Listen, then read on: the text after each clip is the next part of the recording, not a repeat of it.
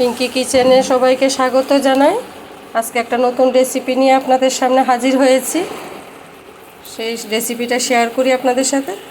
কাঁঠালের একটা অন্য সিস্টেমে রান্না করব, দেখতে থাকবেন কিভাবে রান্না করি। তার জন্য কাঁঠালের বাকলটা ছাড়িয়ে ছোট ছোট পিস করে শুধু কাঁঠালের বাকলটা দিয়েছি, কুষার বিচি দেইনি, শক্ত জায়গাটা দিয়েছি যেটা মাংসের মতো খেতে লাগে। এটাকে ছোটো ছোটো করে কেটে একটু নুন দিয়ে ইন্ডাকশান ওভেনে দিয়ে দিয়েছি বাফানোর জন্য। প্রায় 10 মিনিটের মতো ভাপিয়ে নিলেই হবে।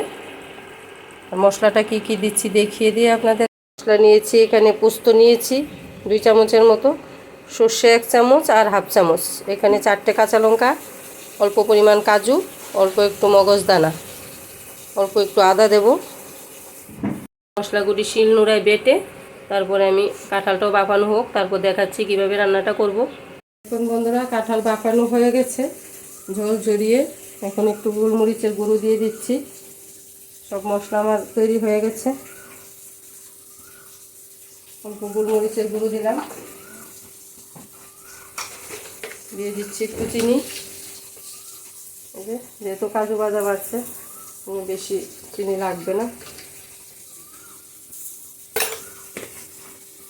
এখন দিয়ে দিচ্ছি একটু নুন, হলুদ সামান্য, একদম সামান্য থেকে সামান্য।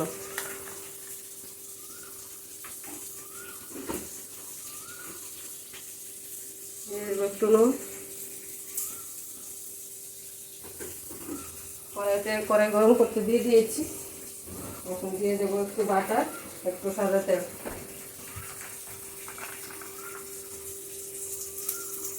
মাখার মধ্যে একটু দিয়ে দিচ্ছি সাদা তেল।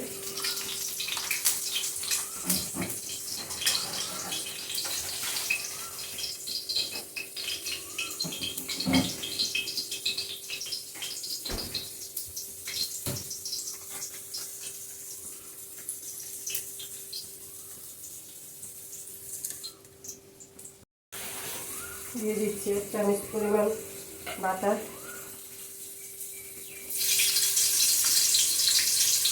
দিয়ে দিচ্ছি টক দই, মেখে বসাবো। 2 চামচ পরিমাণ টক দই দিয়ে দিলাম।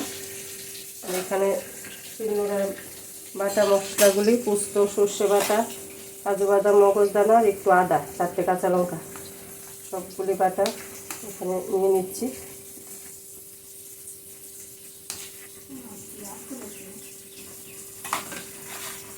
একে ভালো করে ম্যারিনেট করে নিই। একটু লেবুর রস দিয়ে দেবো, ওকে দিয়ে দিচ্ছি একটু লেবুর রস।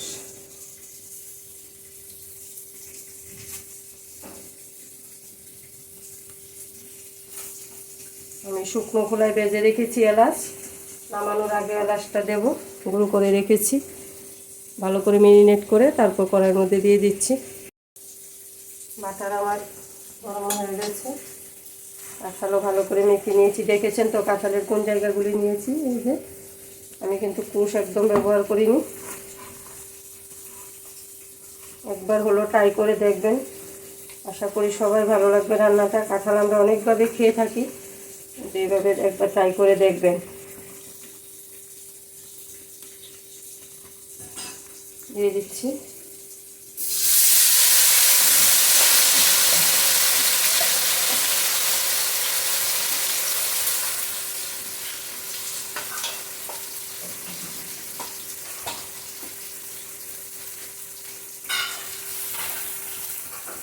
আমি বাটিটা ধুয়ে একটু জল দিয়ে দেবো। এখন গ্যাসটা একদম কমিয়ে ঢাকনা দিয়ে দিয়ে এটা ভাপিয়ে রান্না করব।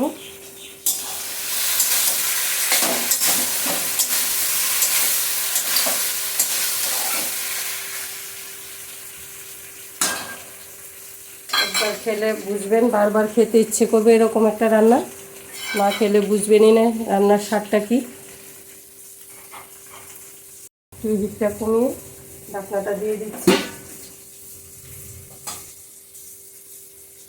তারপর আরেক পিঠ নাড়বো একটু পরে, আর 7 মিনিটে একটা পিঠ হয়ে নেয়। দেখি ঢাকনা উঠিয়ে আরেকটা পিঠ নাড়া দিয়ে দিই।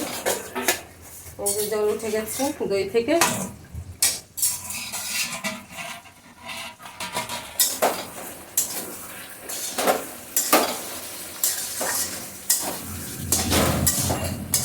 ভিডিওটা স্কিপ না করে দেখবেন বন্ধুরা। সবার কাছে অনুরোধ পুরো ভিডিওটা দেখা, লাইক শেয়ার কমেন্ট করে জানাবেন কীরকম দেখতে খেতে লেগেছে। আর আমার চ্যানেলটাকে প্লিজ সাবস্ক্রাইব করে দেবেন।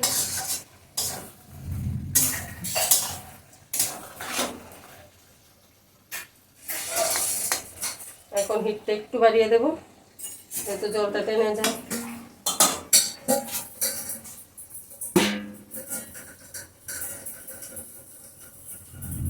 তারপর একটু জল দিয়ে মাখা মাখা করে নামিয়ে নেব।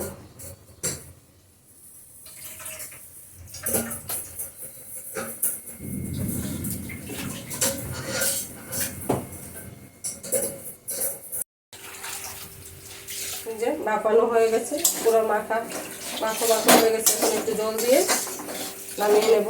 এলাচগুলোটা দিয়ে একটু বাড়িয়ে দেবো। এখন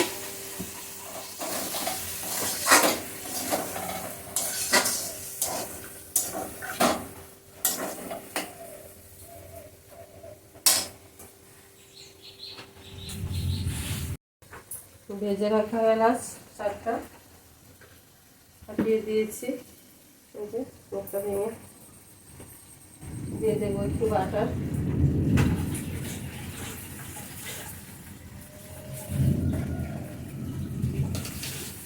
দিয়ে দিচ্ছি অল্প পরিমাণ চিনি।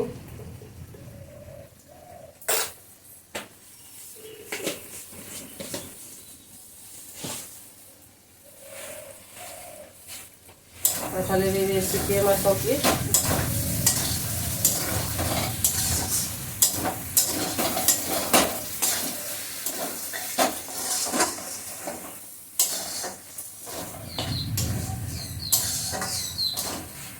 এখন সার্ভ করে দেখাচ্ছি কীরকম হয়েছে দেখতে।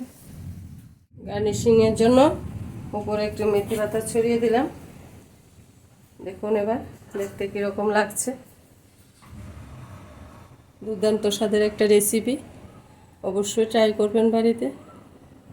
আজকের জন্য ভিডিওটা এখানে শেষ করি। ধন্যবাদ সবাইকে, ভালো থাকবেন, সুস্থ থাকবেন।